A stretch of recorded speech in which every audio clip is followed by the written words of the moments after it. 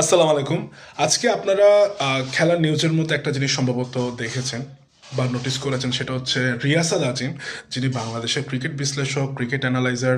সে Bangladesh cricket board PCB এর chairman Khaled Masud পাইলটের সাথে কিছু অভদ্র ভাষায় কথাবার্তা বলেছে। আমার থেকে কেন জানি মনে হয় রিয়াসাত আজিম ভাইয়ের একটা মনের উপর একটা মন খারাপ থেকে থাকতে পারে, যেহেতু যে সাম্প্রতিক আসন্ন যে টি-20 বিশ্বকাপটা আসতেছে, সেখানে তারা যেতে পারতেছে না, সেটা তারা লাইভ কাভারেজ দিতে পারতেছে না। কারণ আপনি যদি তার ভিডিওগুলো যদি সমসাময়িক দেখে থাকেন, সেখানে একটা জিনিসের উপর সে বারবার বলছে যে বাংলাদেশ যদি অংশগ্রহণ না করে কত কোটি টাকা লস হবে। তামিম ইকবালের ফেভারে কথা বলতেছে, যদিও বা আমরা সবাই তামিম ইকবালকে আমরা অনেক পছন্দ করি। বাংলাদেশ ক্রিকেট বোর্ড, আমিও চাইছি যাক ইন্ডিয়াতে। অনেক বড় একটা জিও পলিটিক্যাল রিজন ছিল না যাওয়াটা, অত্যন্ত ভালো হয়েছে। যদিও বা আমি আবারও বলছি, আমরা ভারতের সাথে অত্যন্ত আন্তরিক সম্পর্ক রাখতে চাই, ক্রিকেটের ক্ষেত্রে হোক, যে কোনো ক্ষেত্রে হোক। কিন্তু এমন একটা জিও পলিটিক্যাল বিষয়, দেশের গর্বের স্বার্থে, দেশের স্বার্থে এমন কিছু বিষয় ওখানে চলে এসেছে যে আসলে বাংলাদেশ ক্রিকেট বোর্ডকে এখানে আসলে আমরা ভাবা দিতে হয়। তো রিয়াসাত আজিমের আপনি দেখবেন যে বাংলাদেশ টি-20তে অংশগ্রহণ না করায় সে কত লস, কত কোটি টাকার আপনার অনেক বড় সমস্যা, ক্ষতি হয়ে যাচ্ছে বাংলাদেশ, একদম রাস্তায় নেমে যাবে বাংলাদেশ ক্রিকেট বোর্ড, এরকমও আপনার ভিডিও করেছে।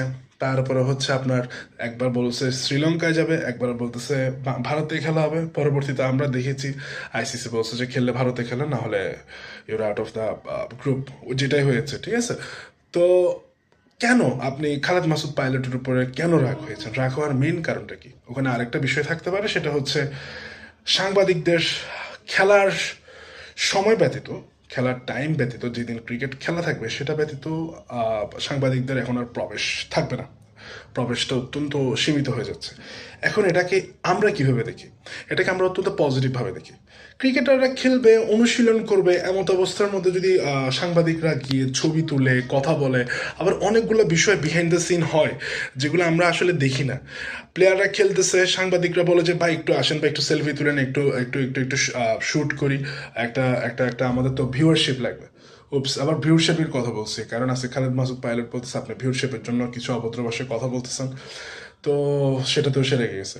এখন একটা সাংবাদিক, আমি একটা পড়ালেখা করছি, যদি আমি কোনো বড় বিসিএস ক্যাডার হতে চাই, আমি যখন বিরাট কোহলির মতো একটা ভালো ক্রিকেটার হতে চাই, আমি যখন বাংলাদেশের মুশফিক, সাকিব আল হাসান, মাহমুদুল রিয়াদের মতো ভালো ব্যাটসম্যান হতে চাই, মুস্তাফিজুরের মতো যদি আমরা ভালো বলার হতে চাই, অনুশীলনের সময় তারা যদি এসে যদি ক্যামেরার চালু করে দেয়, তোমার ভাই একটু আসেন বা একটু ইন্টারভিউ দেন, কি হচ্ছে না হচ্ছে এরকম করে, তো একটা মানসিক একটা ডিস্ট্রাকশনের একটা বিষয় থাকে।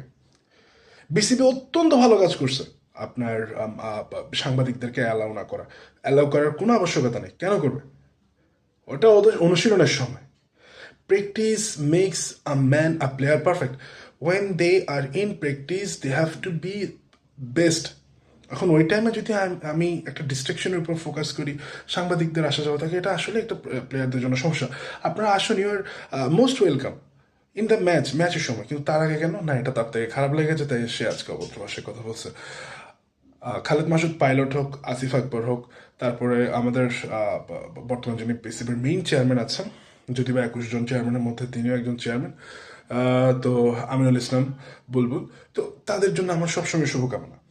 আর এমন কিছু জিনিস আমরা প্রত্যাশা করি না যেখানে আসলে আমাদের ভয়েসটা লাউড হয় এবং আমরা এমন কিছু বলি যেটা আসলে আমাদের সাথে সাংঘর্ষিক হোক। তো এই জিনিসটা আসলে উনি ভুল করেছে।